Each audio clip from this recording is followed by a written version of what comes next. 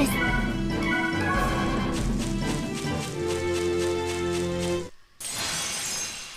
さーて覚悟なさいよ。怖くない、怖くない。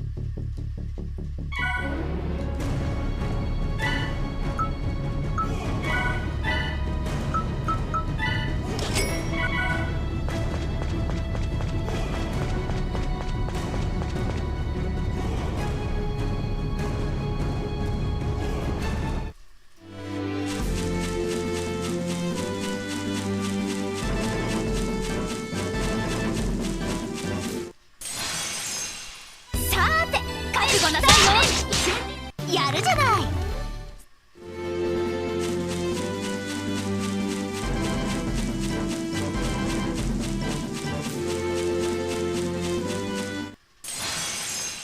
行くわよ。やったー。新人賞やったー。スイーパーや魔神剣。この調子でいこう。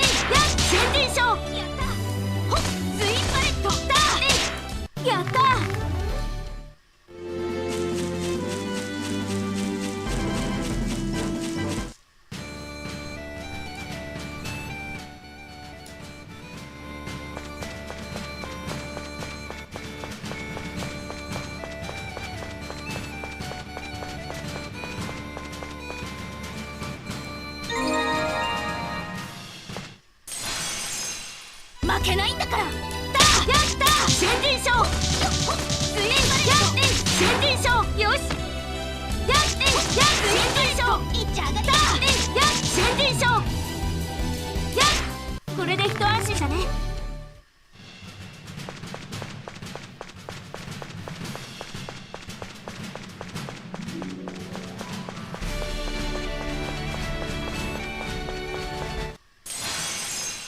怖くない怖くない。だや新人賞やったー。マジンカよし。だっと終わった。こんな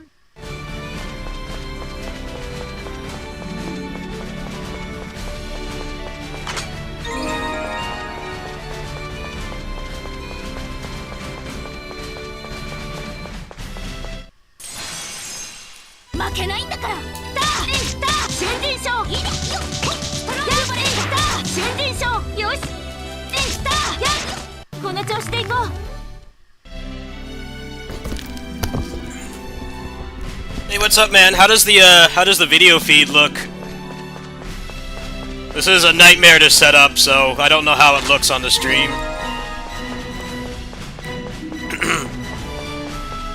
I'm just trying this out. It's very hard to record the generated frames. The recording software freaks out. Bastoedo. Majinken. やるじゃない。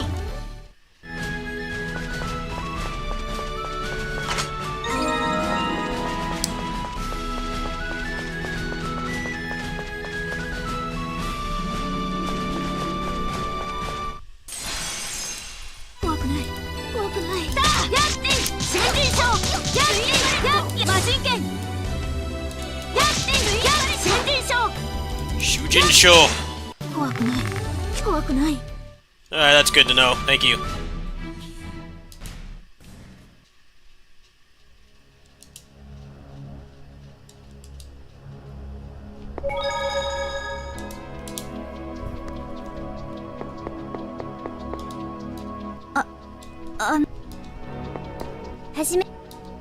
Chitose. ねえ。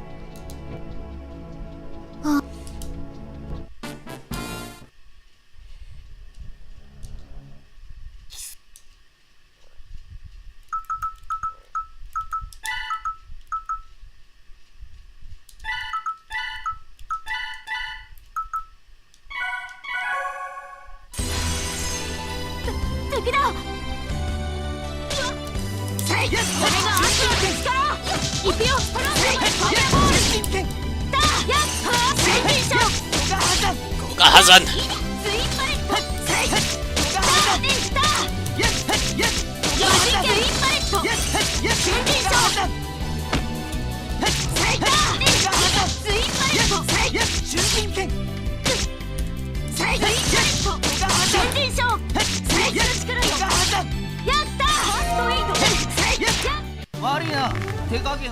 This is one of those Tales games where, like, you don't want to play as the main character. The main character in this kinda sucks until you play the game a long time. Everybody else is better than him. The other melee characters, at least, walk circles around him. Anytime someone says, main character in a Tales game is always OP, you gotta expand your horizons. He is not, that great until you invest in him.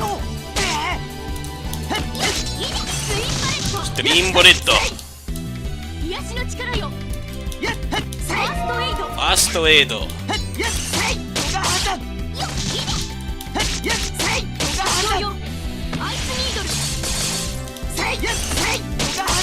Gogahazan. 悪いな、手加減はできねえんだ。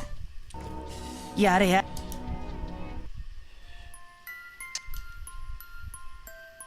そう。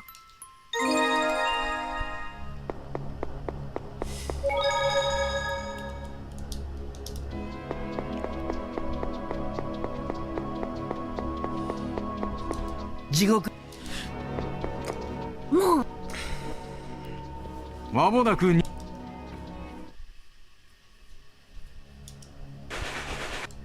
Top tier cutscene skips.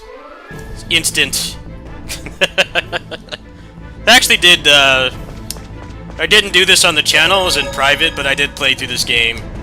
I watched all the story back when this patch came out. This is my dumped copy of the game. I actually have a I have a physical copy of this. I imported. So it's kind of cool. It's my own dump.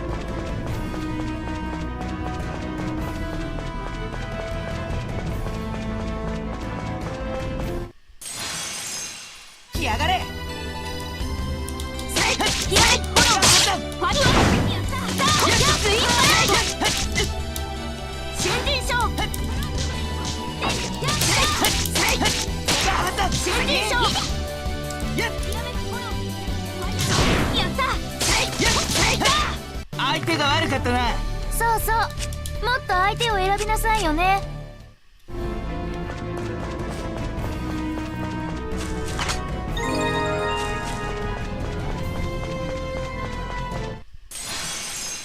来るよ。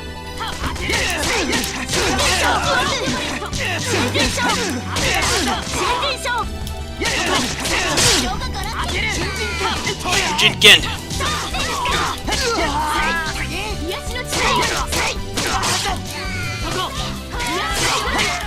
俺に勝とうなんざ1億光年早いぜ。それ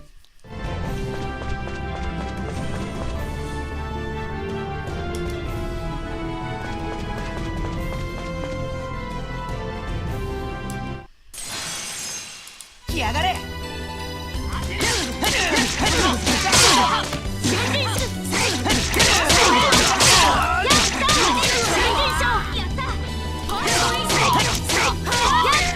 ちょろいぜ。甘いわ。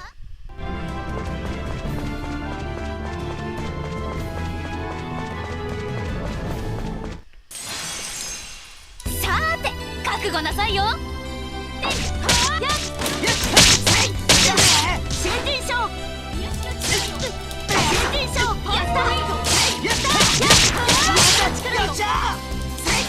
あんたは私が守ってあげる。僕だって。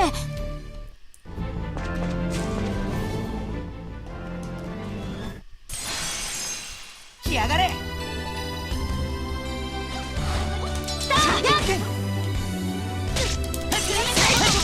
ファイアボール。Fireball.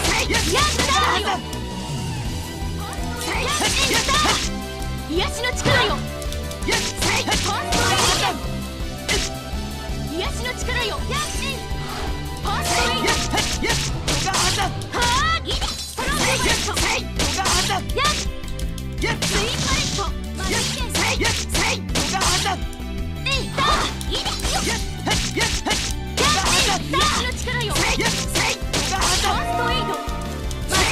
悪いな、手加減はできねえんだ。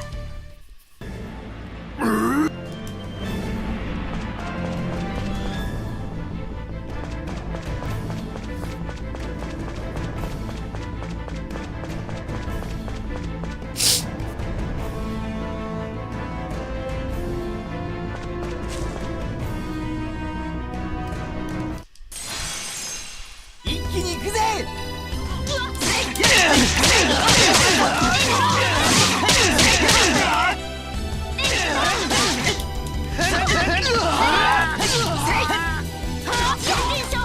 修真賞。こんなんで大丈夫？一気に行くぜ。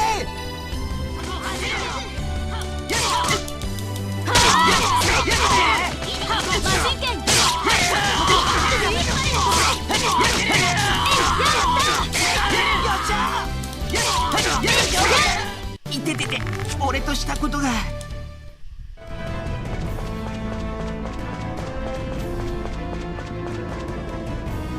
いた。さ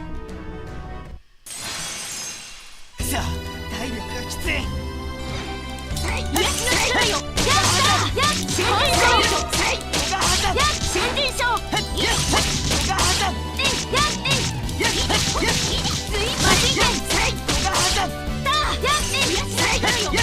ガン。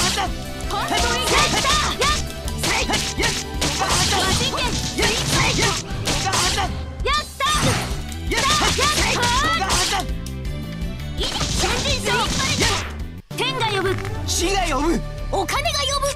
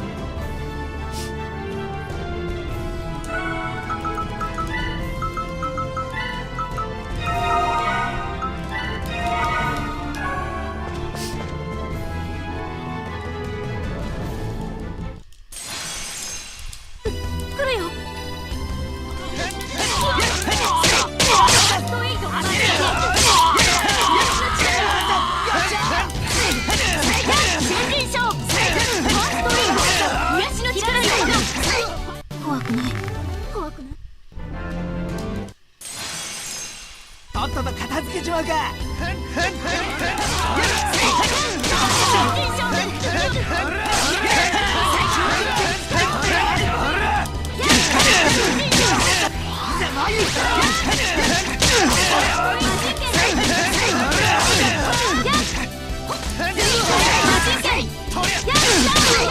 ま、こんなもんか。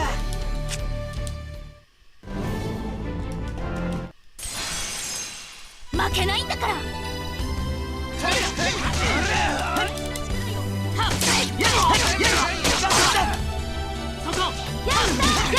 癒しの力よ。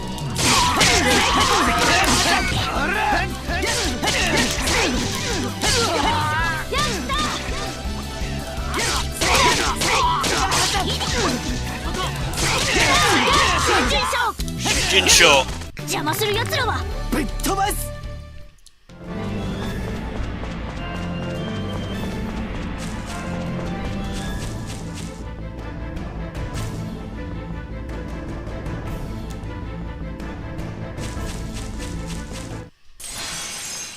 きつくなってきたね。マジーナ。癒しの力よ。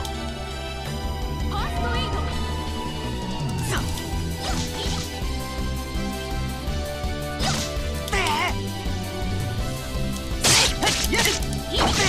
やべ。癒しの力よ。ファーストエイド。スイッチとマジーナ。スパーダ、あんたの敵は取ったわ。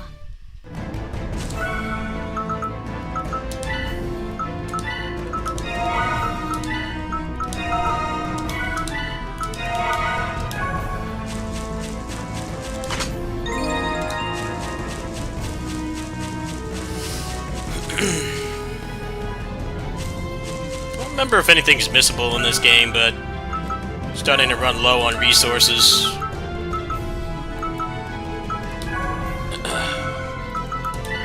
Tales games are always the hardest at the beginning, especially if you're not playing on like easy.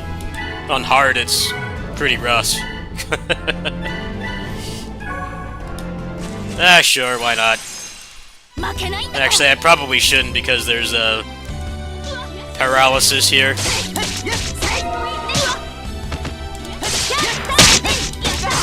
Hazan.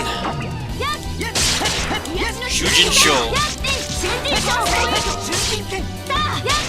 相手が悪かったな。そうそう、もっと相手を選びなさいよね。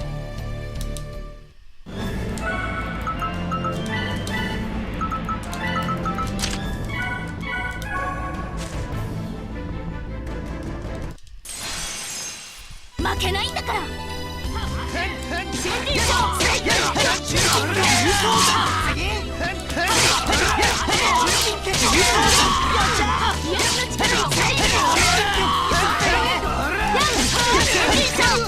俺に勝とうなんざ1億光年早いぜ。それ敵だ。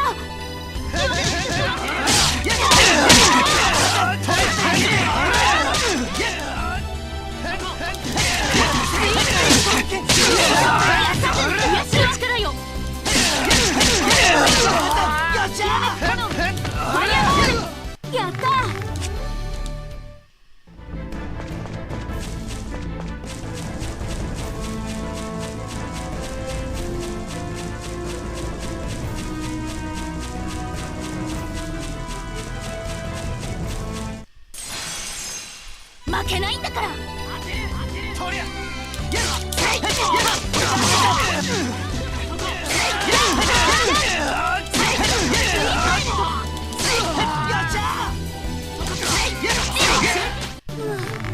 かった。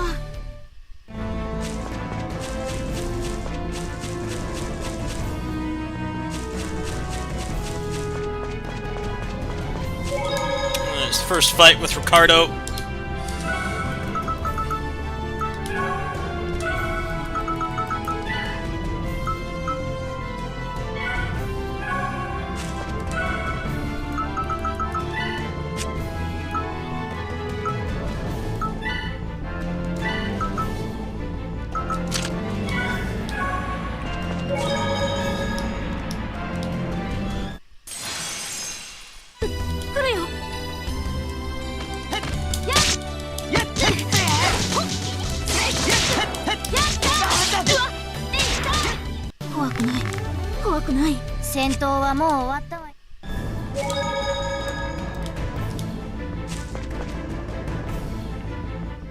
Hello. とっとと片付けちまうか。ファイアボール。 Fireball.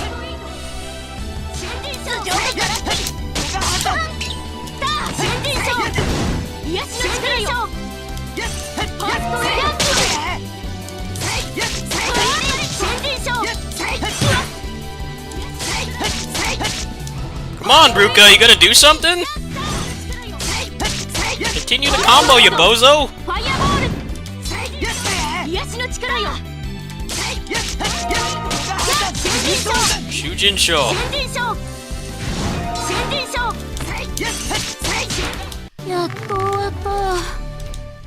Yeah, it's just one of those rare Tales games where the protagonist kind of sucks.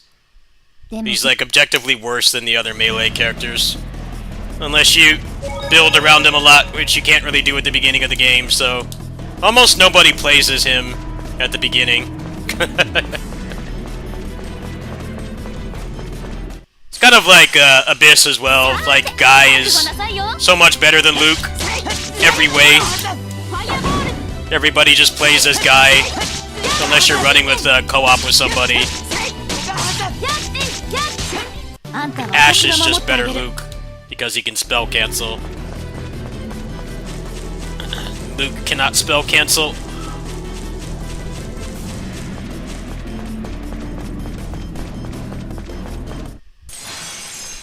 Makenai.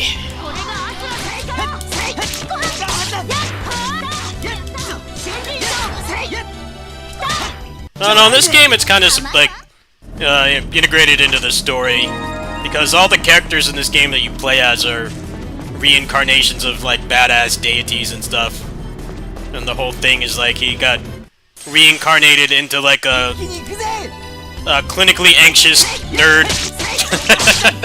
I guess they kind of wanted to keep it somewhat realistic, even though he's reincarnated of this big badass dude with a huge sword. You know, he's his own like actual person, and he's not OP. He doesn't start OP, he becomes OP later. So I'm not on Steam Deck right now, I'm at home. But yeah, the emulator works fine. This generated frames thing I'm doing doesn't work, but I'll probably play this over at my neighbor's house. I'm at home right now, I'm chilling. Had a very productive day. Did the State of Play stream, did some errands, worked with the cats, took a walk, did some work on the computer.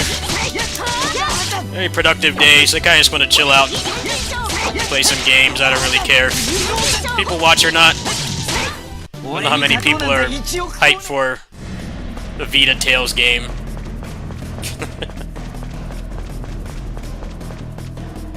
But this is actually one of the best. The people that actually care about the mechanics of these games, this is considered to be one of the best Tales games that most haven't played. They didn't bring this game over, this is a fan patch.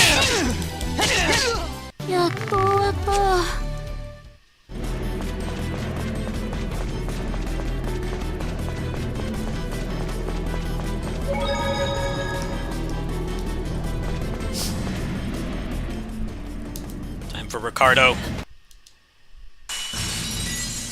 仕事の邪魔だ消えろフレアボムひらめくさいひらめく炎がファイアボール瞬陣走 Shinjinso. 先人賞アイスリードさいダアシレスハンド瞬陣走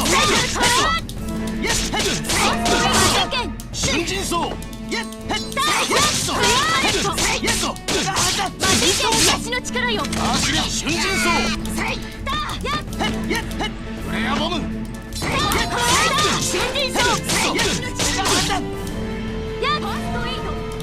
陣走私の力よファーストエイド力よ先人賞アシレス瞬陣走こん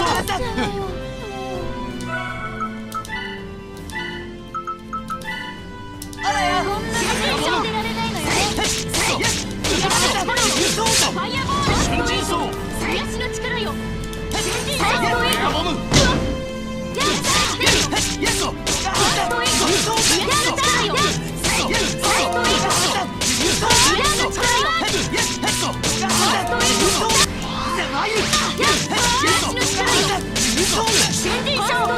瞬陣走これがアスラの力いくよいくよファイアボール瞬陣走いくよフレアボム瞬陣走ファーストエイ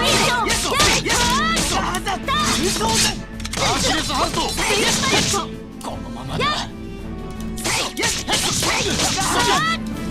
Ruka, you bozo! Can you at least, like, finish your chain? 瞬陣走瞬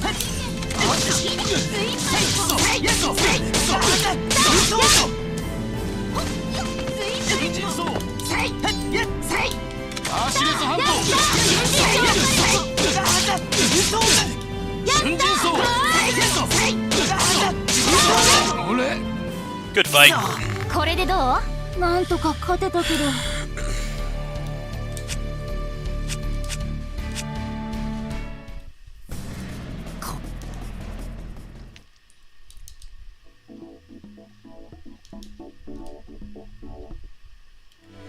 で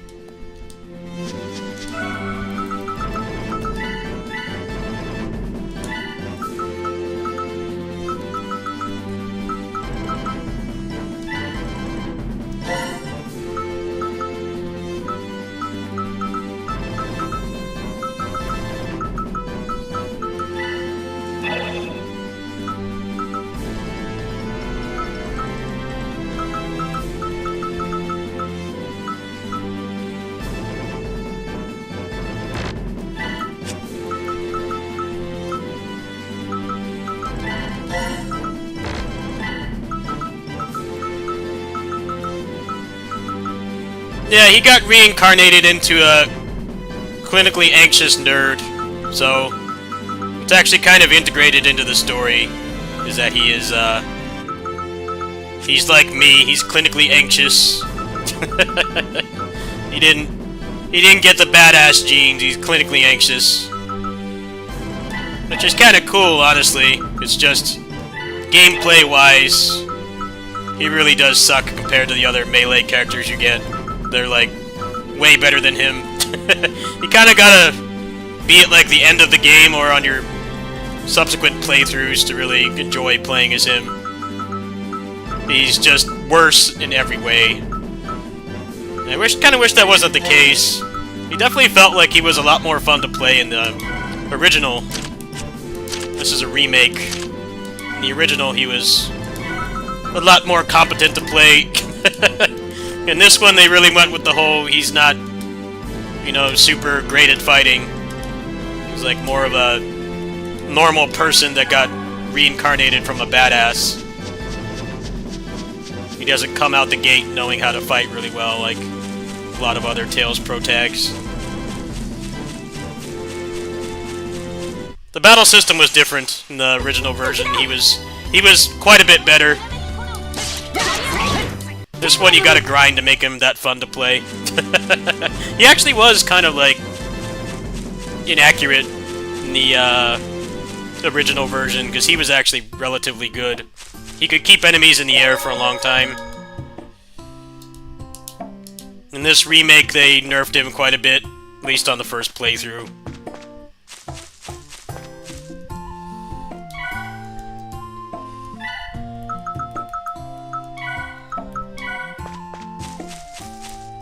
played through the original back when it came out.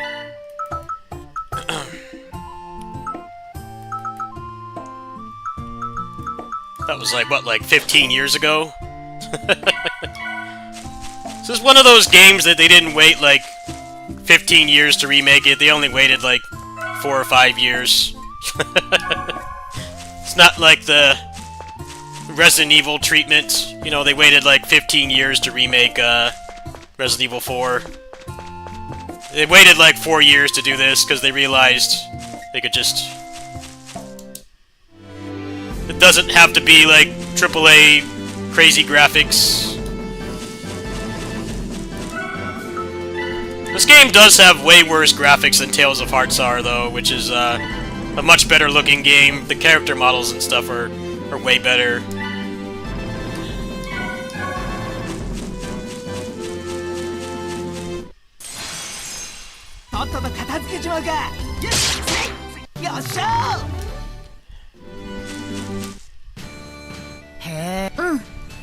ほら。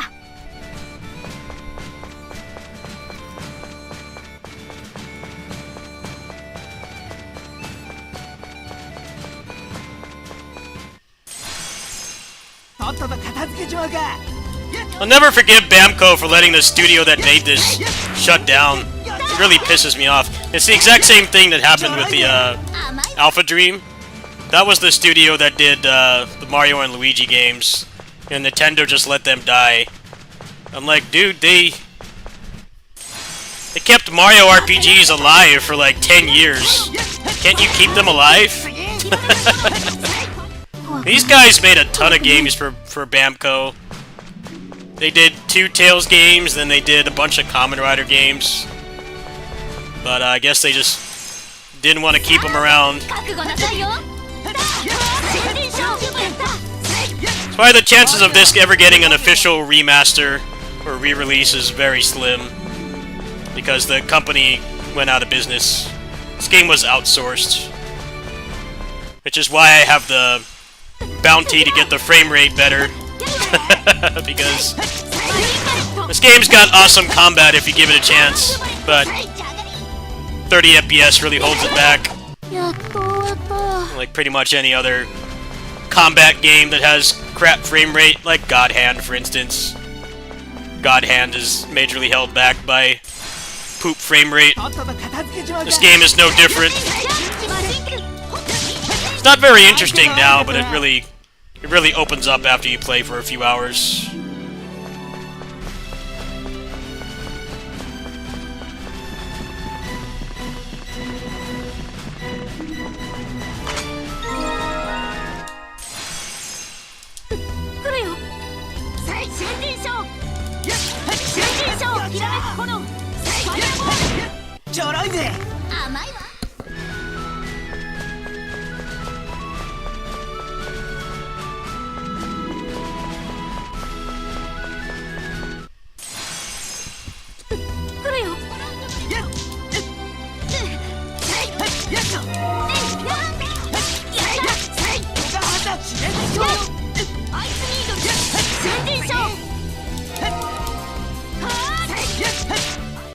Hello.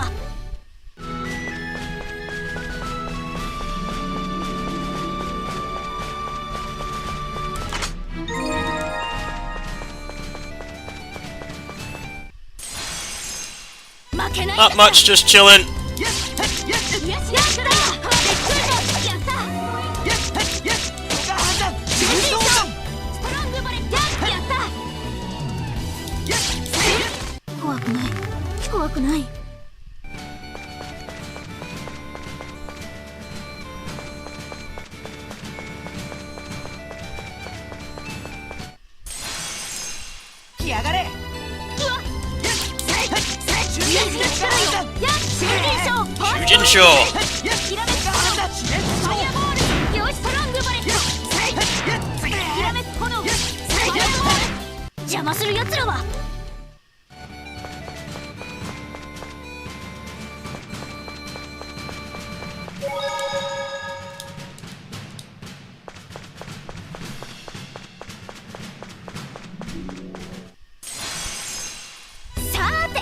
覚悟なさいよ。頭上がガラキ。やっ新人賞。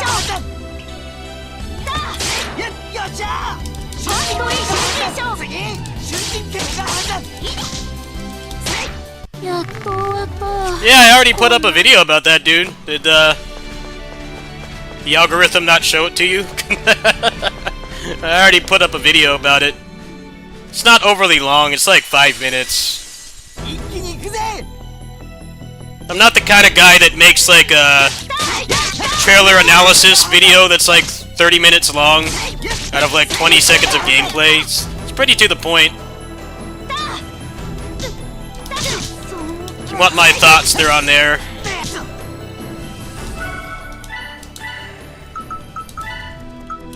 まだ戦える。新人賞。 Basically just talk about the game and show the trailer like twice, the parts with gameplay anyway.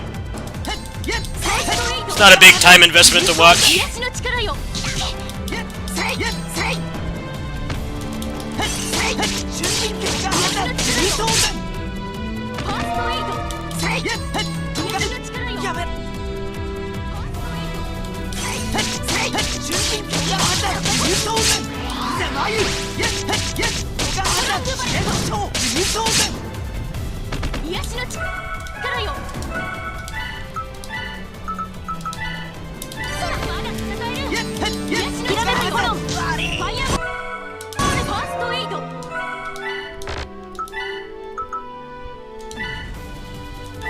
ひらめくわ。癒しの力よ。うわ。フ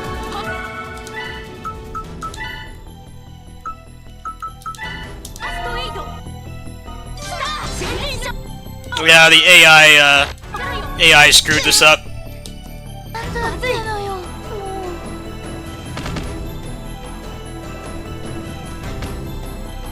Ruka died like 4 times.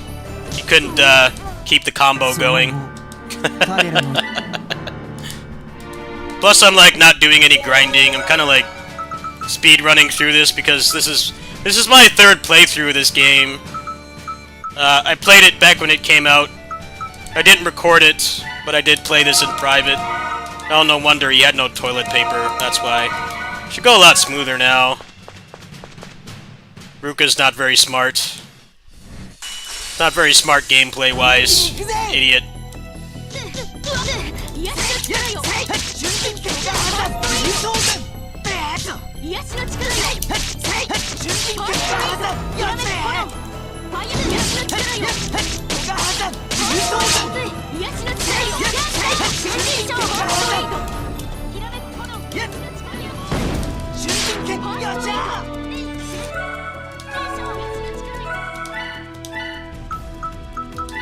あらよ春人結果判断優勝新人賞。ファーストエイド。ひらめく炎。癒しの力よ。ファーストエイド。ストロングメイト。やめの力よ。ファーストエイド春人結果判断優勝癒しの力よ。ストロングバレット。結果判断優勝うわっツインバレット。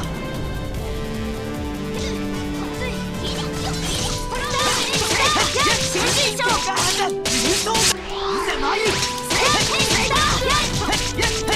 判断優勝いった新人賞。あれを返せ春人結果判断優勝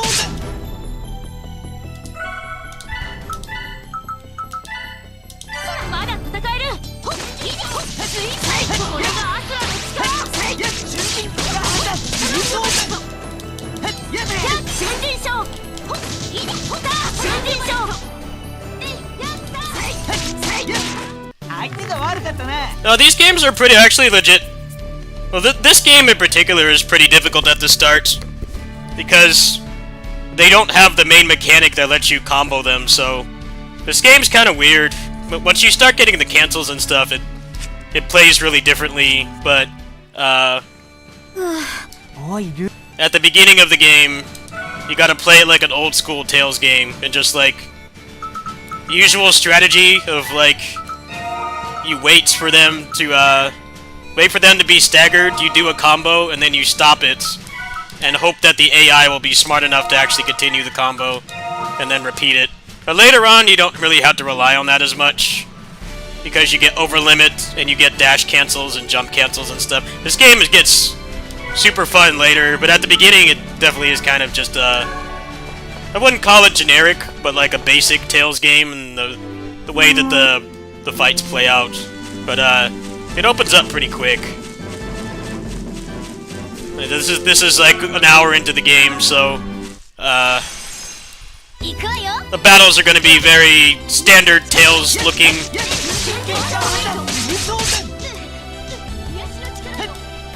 You gotta really use your Tales fundamentals at the beginning. But after you unlock stuff, this game is like, this is one of the most aggressive playstyle Tales games that they ever made, pretty much.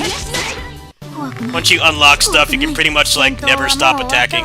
It's really fun. But you gotta have a little bit of patience to get there.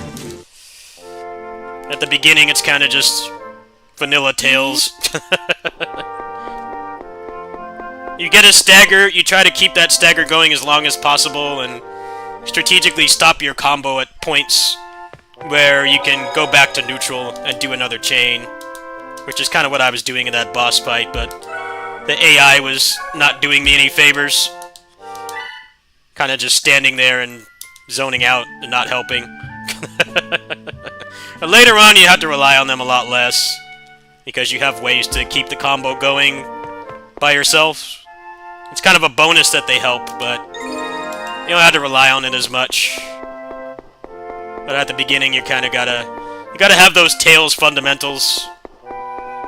Know how to handle difficult enemies and stuff.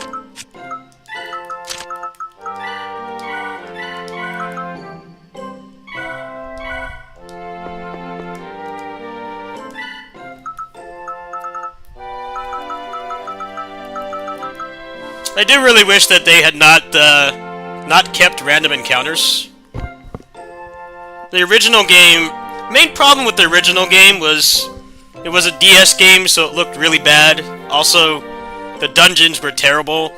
They're basically just long corridors with no like landmarks whatsoever, so you get lost easily. And like those kinds of really crappy JRPG dungeons are even worse when there's random encounters. When you can actually see the enemies on the field, they aren't as bad. But in that game, you really had to have a lot of patience. It really did need a remake. I thought the combat was fine for what it was, but the other aspects of the game that were not fighting were pretty rough. It had ugly DS graphics, which were like, you know, N64 tier. Very ugly looking.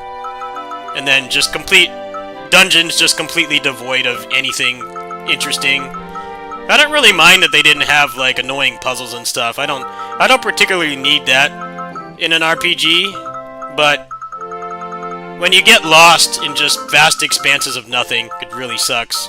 And that was the worst thing about the original version of this game. All the production values in that game went towards the battle system, making the battle system work with crappy DS hardware. They put like everything they had into that, and then the rest of the game was honestly pretty terrible. This one is a lot better around the edges, even though I kind of don't like how you gotta rely on the dumb AI a lot at the beginning. This game does not have co-op at all, so unlike other Tales games where you can circumvent the dumb AI if you have somebody else to play with, you can't do that here. And until the game opens up, you're gonna have the standard problems with Tales games where the AI has the intelligence of a soap dish and doesn't do things that you need them to do. So you end up relying on them to help you, and they just kind of decide to, you know, go stare at the wall. This game is actually very underrated in the Tales community, unless you hang out around the hardcore, the people that mostly play for the battle system. But it doesn't have the best first impression. It's very rough at the beginning. You can't invite a friend over and play this, so you kind of gotta suck it up and deal with the bad AI.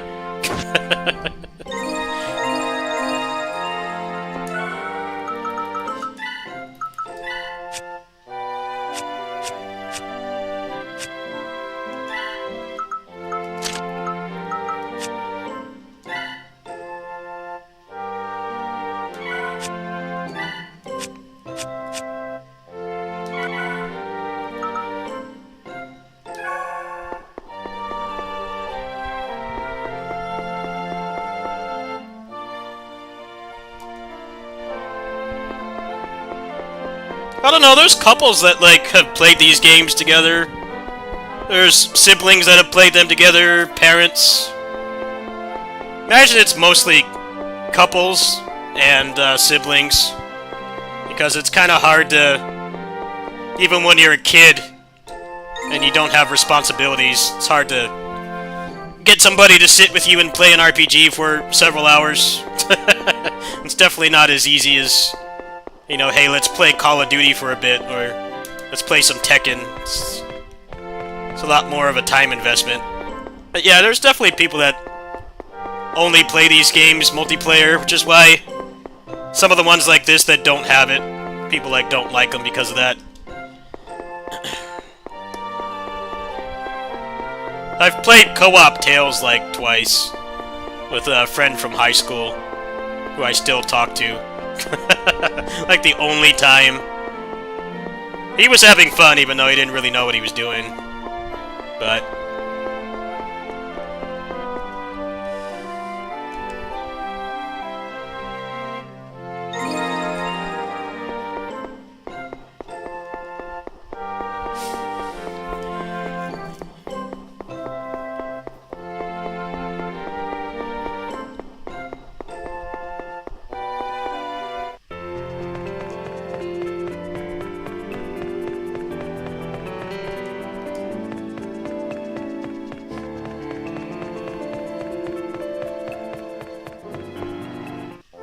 Dynasty Warriors Origins demo?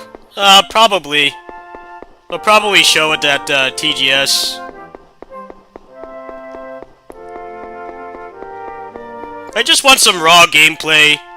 I really want to parse like what the game is actually going to play like. That trailer was better than most modern video game trailers. They showed, for like a minute and 10-second long trailer, they showed a lot of gameplay.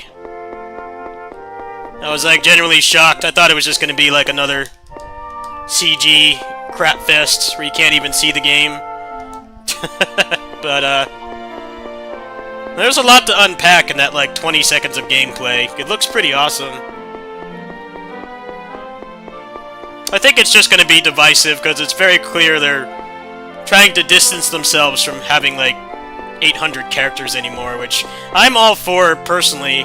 I know a lot of the more casual Muso game fans are going to hate that. The favorite's not going to be playable, but that roster is just massive. It's gotten out of control, and I really feel this is the only way that they can actually do something interesting with it again. And it was very apparent that this was going to happen in the first place, because Dynasty Warriors, and I mentioned this in the video, but I don't know if you guys watched the video, but basically, the Empire's games always declone like a handful of characters. It's usually not many. It's like 2 or 3. And they did not do that with 9 Empires, which was the most telltale sign that they were gonna move away from doing more with that battle system. They're keeping a lot of the character designs, but they're not keeping the battle system. So, I kind of already saw that part coming. It was blatantly obvious. That's like one of the main ways they always have sold Empires games, historically, is...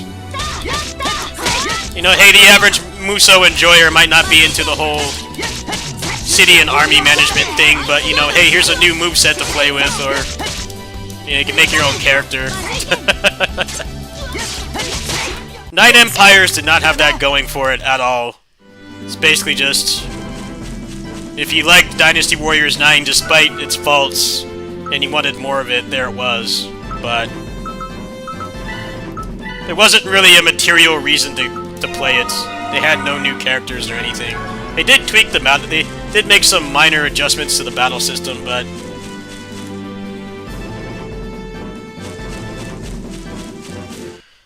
For the most part, it was the same game with a couple minor adjustments and then the whole strategy aspect.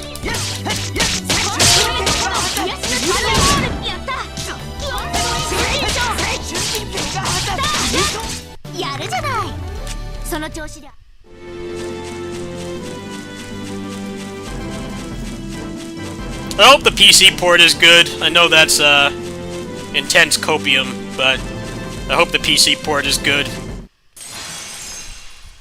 Their ports have been getting a lot better, I'll say that much.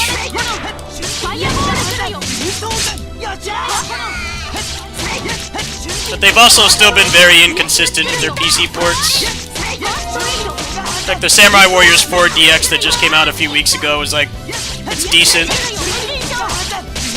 It doesn't have as many graphics options as it should, and you should be able to unlock the frame rate, but it works.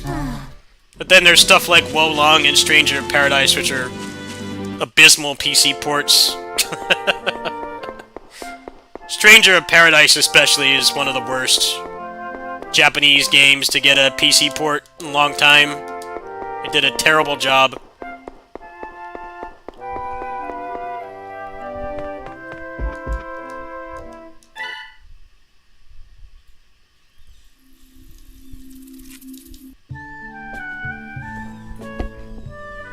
And Neo 2 came out pretty good. It had some minor stuff that they fixed it pretty quickly. Not enough for it to really be a reason to complain.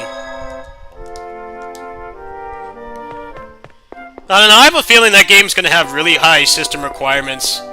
It's like in the trailer, they couldn't even find footage for the trailer to, that wasn't dropping frames.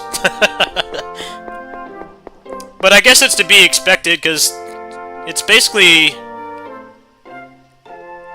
the first Koei game where the PC port is actually going to be PS5. The new Dynasty Warriors game is current gen only, so the system requirements are going to go up just by proxy. Be curious to see how much it does, though.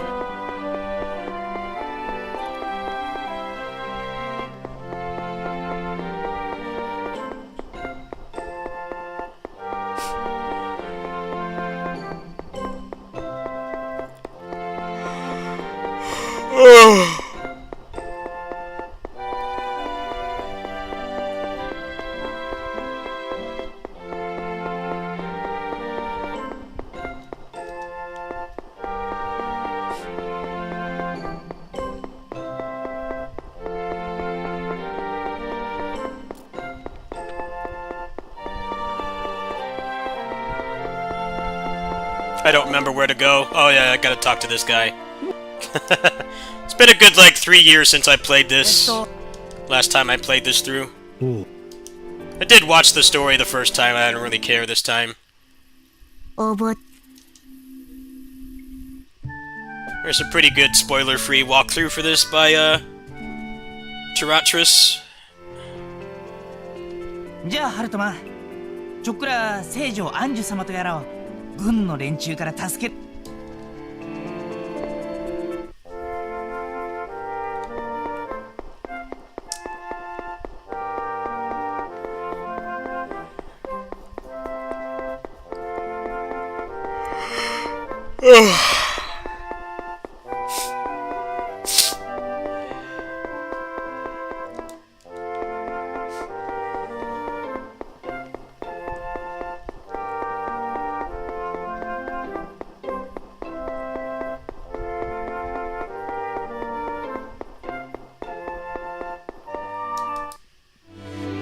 Evil Bite, I don't know if you're here, but yeah, there are a lot of people that play Tales games like only co-op. I know somebody who does. He plays with his wife. Which is, I think, realistically the only way you can get through an entire game like this. Even if you're younger and have less responsibilities, it pretty much has to be somebody you live with. So like a sibling or roommate or your partner. Because it's way more of a time investment than just like, you know, hop on Call of Duty for an hour or Tekken or something. But yeah, the amount of people that play these with people they don't live with, have some kind of close relationship where they're living with them or they're like right next door is pretty slim to none. Which is why they've kind of de-emphasized co-op a lot. I never really cared for it myself. I never had anybody to run it with, but it definitely does suck how these games are kind of bonding experiences for people. Just like, you know, every year a Call of Duty comes out and you hang out with your buddies and play all night. This is less popular, of course, but it's the same thing. And they've kind of been gradually taking that away the past couple Tales games. The co-op has been like either non-existent or just very limited.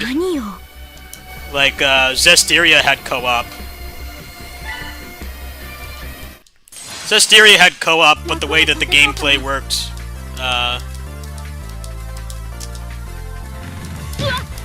made it not fun to play with friends.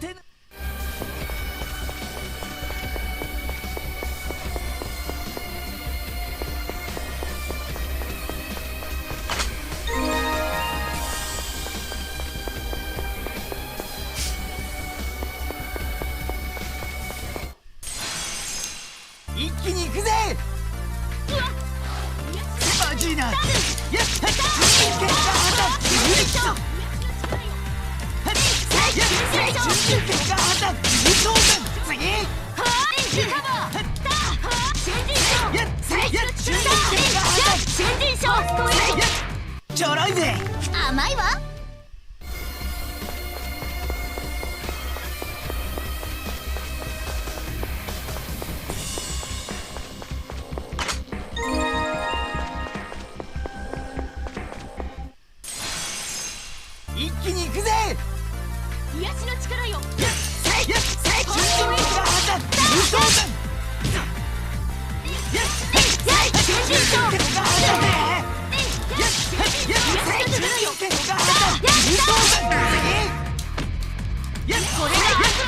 僕たちの勝ちだ。この調子でガンガン行くわよ。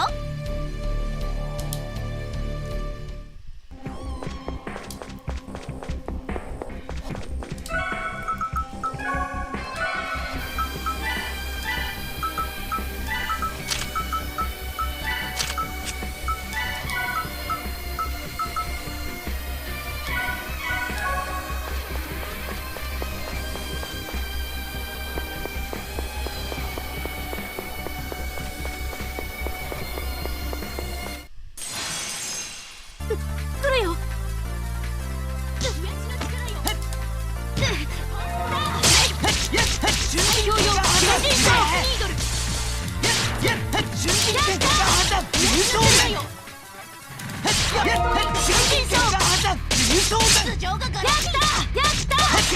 邪魔する奴らはぶっ飛ばす。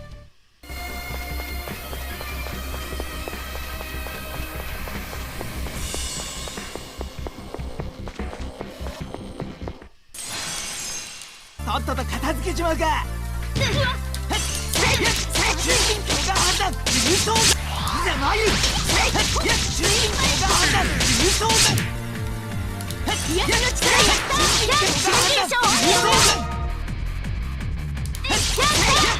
僕たちの勝ちだ。この調子でガンガン行くわよ。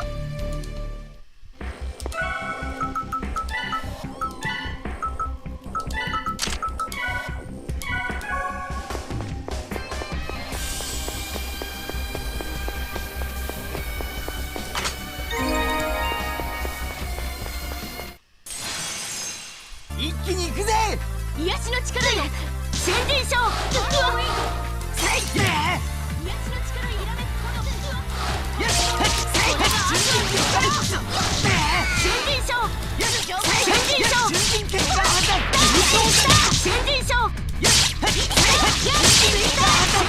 次も頑張ろう。もちろんよ。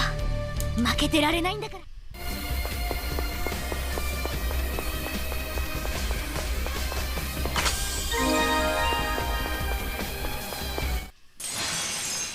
怖くない怖くない。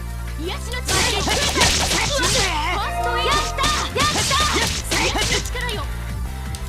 やったストロングバレット。へへ、どんなもんで。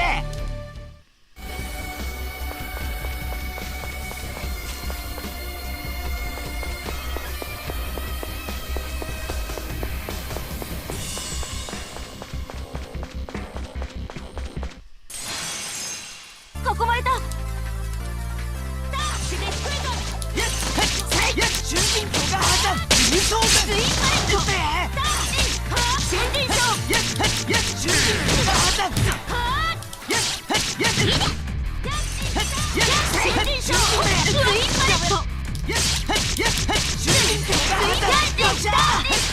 いててて、俺としたことが。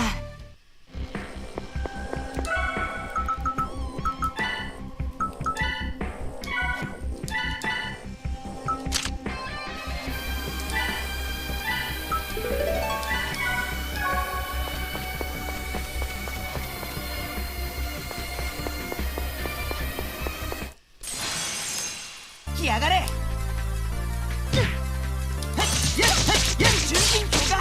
癒しの力よ。先人賞。ファーストエイド。や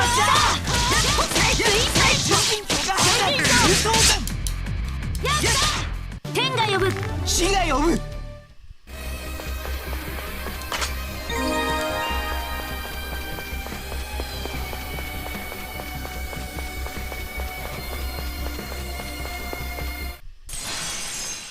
一気に行くぜ。癒しの力よ。やったいいね。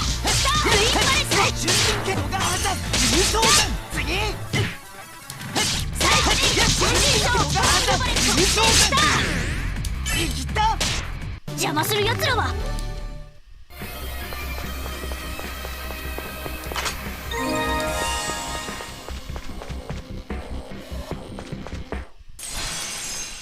負けないんだから。頭上がガラス。いやまずいな。いや中心形があった輸送だ。やった魔人剣よししまった。スパーダ、あんたの敵は取ったわ。まだ死んでね。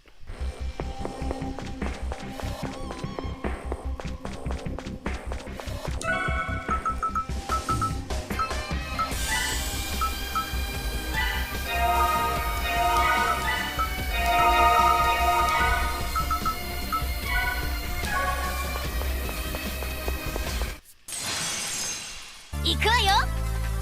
中心形があった輸送だ。イエスレッツゴー。甘い。中心形があった希代の剣豪スパーダ様に立てぬものなしってな。不良だけどね。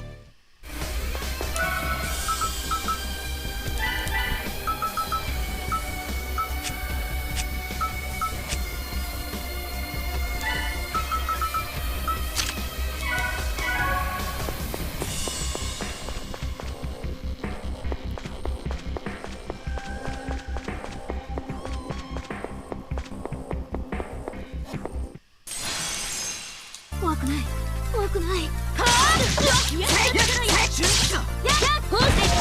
マジだ。を浄化せよ。やった報酬権よし。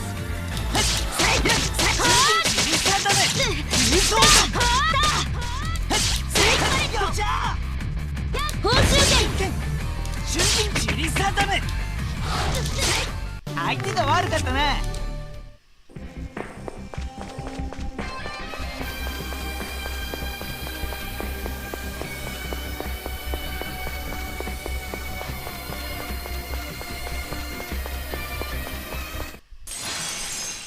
とっとと片付けちまうか。報酬権中心チリサダメ。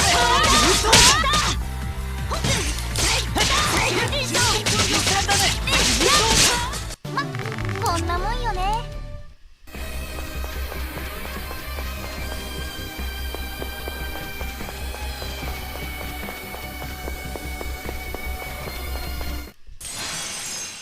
行くわよ。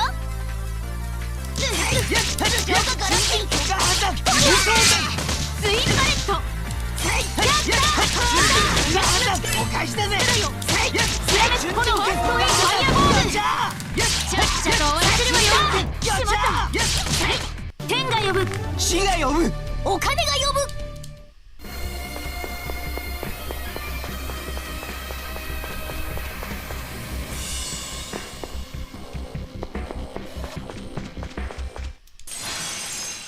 来やがれ。中心形があった輸送だ。やったフォールバレット。先人賞。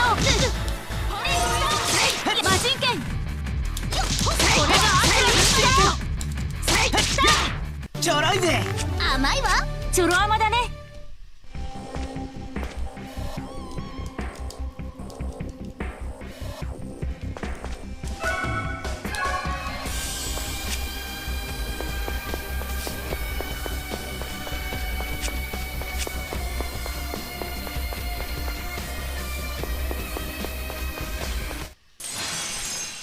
負けないんだから。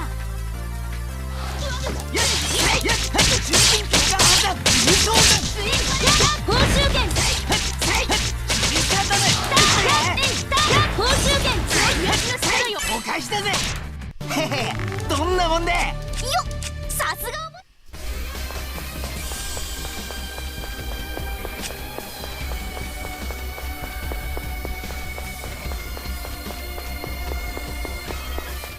This is a full translation? 負 Yes. けないんだから。The only reason you're seeing any Japanese is because I just wanted to set this up. I didn't feel like patching the game again. So this is off my dump of the game. This is off my dump of the game. But I made the patch like 2 years ago. But yeah, it's It's in full English now if you get the latest version. This is one of the earlier versions.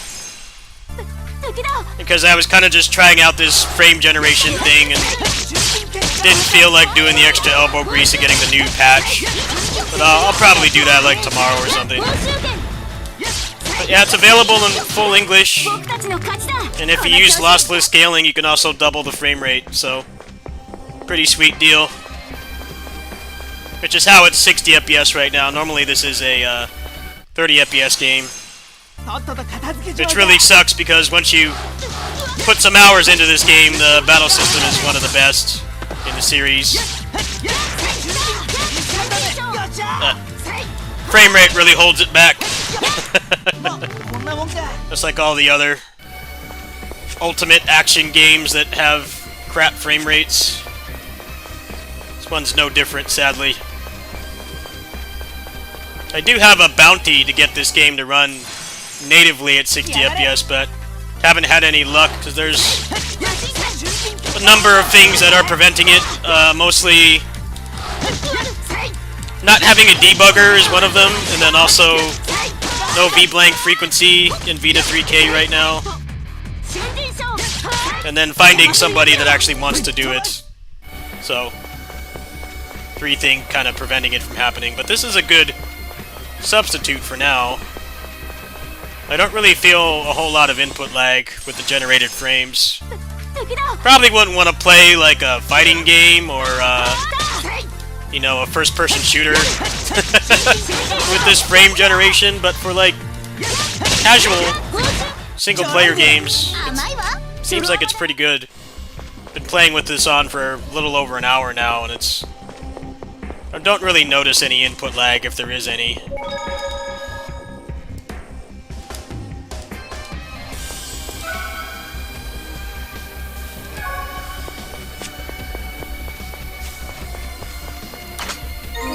This is like the first really hard boss fight. Big blob thing.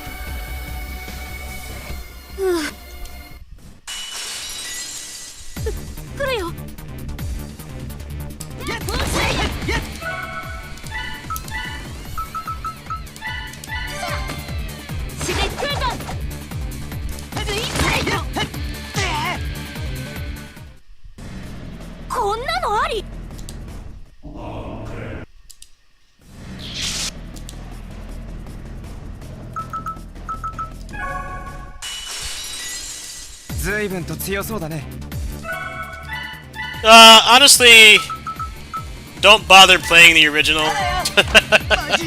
The original's not a bad game, but it's got some really big flaws. That game has terrible dungeons.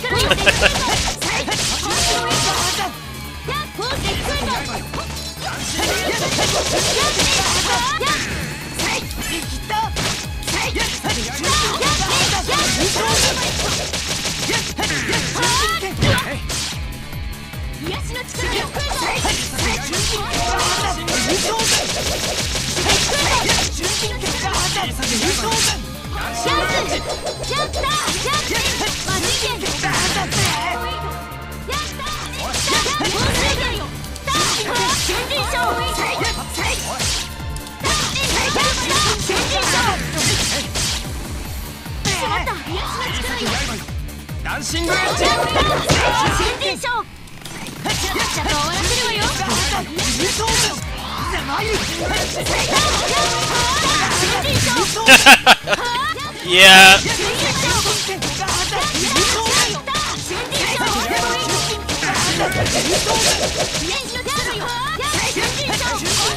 The thing you gotta understand with this game is it is a full remake, but unlike, say, you know, the FF7 remake, But like the original game still has a lot of value and merits, and they're approaching things a lot differently. This game does not. The remake is just objectively better, for the most part. So, I don't really see why you should play through it. I'm gonna go ahead and do that again, try to get a 100 combo. It's actually one of the first spots you can get the 100 combo, which really helps early on. You know, like, the FF7 original game is going to age worse and worse. It's already aged pretty bad as it is, but it's always going to have, like, some value, just because it's the original vision, right? This game adds some things, but mostly just, like, the new characters are, like, the main only story thing that got added. There's no harm in just skipping to the better version. They fleshed this game out as much as they could on a shoestring budget.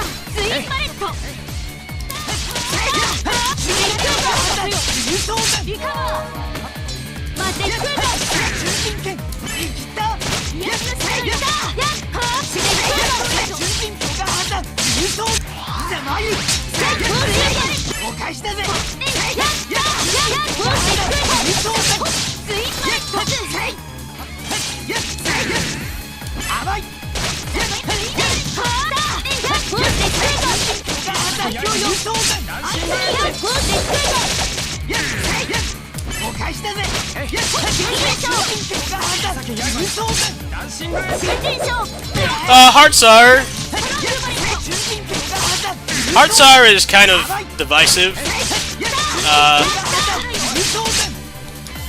They changed that game a lot more than this.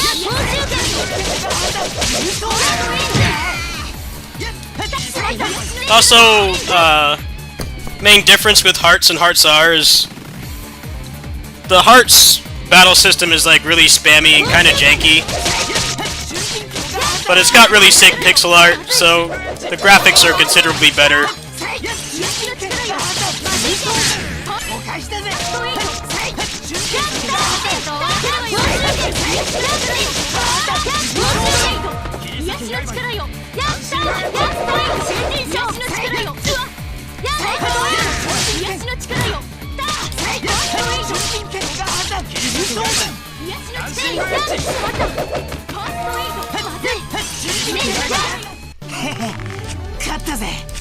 Hearts R battle system is pretty sick, actually. It's really different from the original. The battle system in this is a lot better than the original Innocence, but it still kind of has a lot of the same things that you want to be doing. But Hearts R and Hearts are like really different games in every way. How it looks, the gameplay, the battle system has like almost nothing in common. It's like a completely different game, like a full-on remake. But yeah, there's no reason to play original Innocence in 2024. The battle system in that game is actually pretty fun, but everything else about it is terrible. And it's just like you can play this game, which is better in every way, looks better, better dungeons.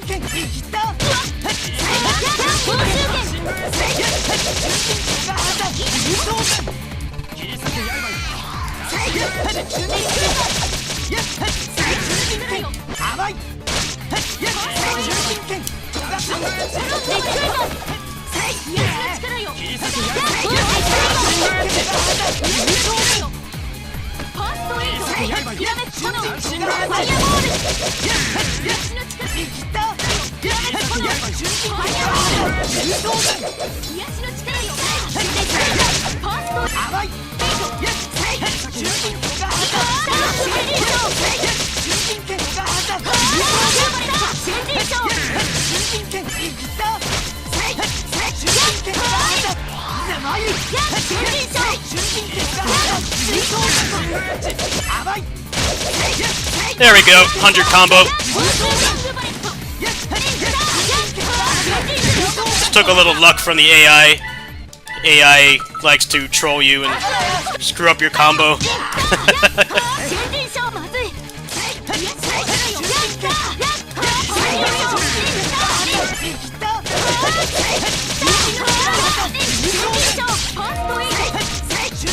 There we go. Got the 100 combo achievement. That's like the first place that you can get in, and it really helps with TP management at the beginning. Yeah, combo master. GG's. In case you're wondering why I was resetting that fight, because it's the first place that you can really get that consistently. So that should help quite a bit. The beginning of the game is not very interesting. Yeah, you get a massive boost from that. Really helps at the beginning when you don't have much to work with. Yeah, the original Hearts, I'm not really a big fan of that battle system. Mostly just because it has like the whole gotcha pull hit stun. It's a very spammy game. You can do some cool stuff in it, but it is like considerably different from Hearts R. So I don't know. You might want to try that one. But Innocence and Innocence R, there's no reason to play the original. It's kind of like the difference between Destiny and Destiny Remake, where Destiny Remake is better in every way except for like story stuff, which for some people that matters a lot because it was a childhood game for a lot of people in Japan. But if you don't care about that, the remake is objectively better in every way. Like, it's a completely different situation from, say, original FF7 and the remakes. Or like, they're doing like all this weird time paradox stuff with it and multiverse stuff, and the original game doesn't have any of that, so some people just aren't going to like the remake because they're messing with the plot.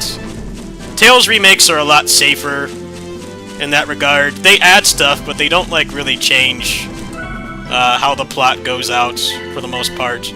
They make minor changes like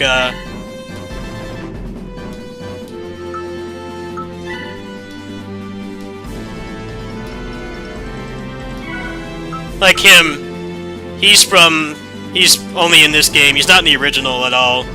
They added him and QQ as just new playable characters. They were actually supposed to have more lore relevancy, but basically they were hinting at doing a remake of Tempest.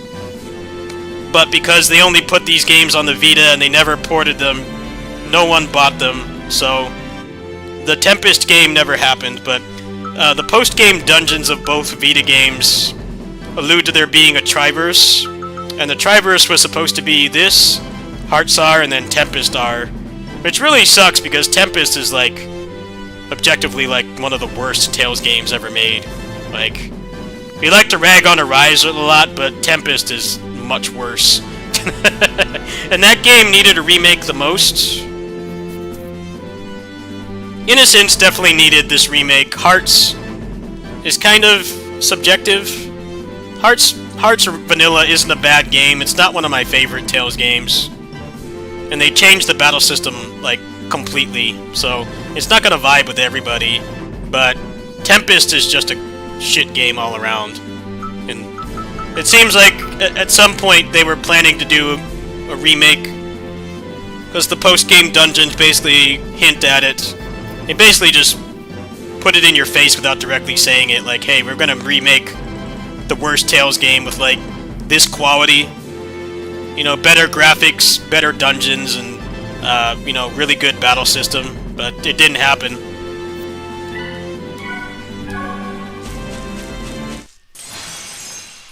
These games are outsourced to, 7th Chord.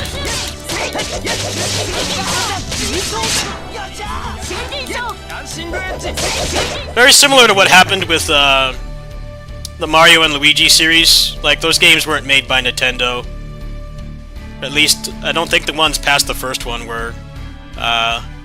They got Alpha Dream to do those, but then they treated that company like garbage and shut them down for no reason, even though they were making really good games. Which is exactly what happened with this. Mario and Luigi and Tails have some things in common. They got an outsourced studio to make like legit good games, but then they treat them like dirt and shut them down. So instead of doing the sensible thing that doesn't require a business major to realize, like, hey, maybe we should keep these guys around. They're keeping the franchises alive, and we don't have to actually make the games. But that's not how it's not how the suits at Bamco thought. Like, we're just gonna shut these guys down. It's like, why?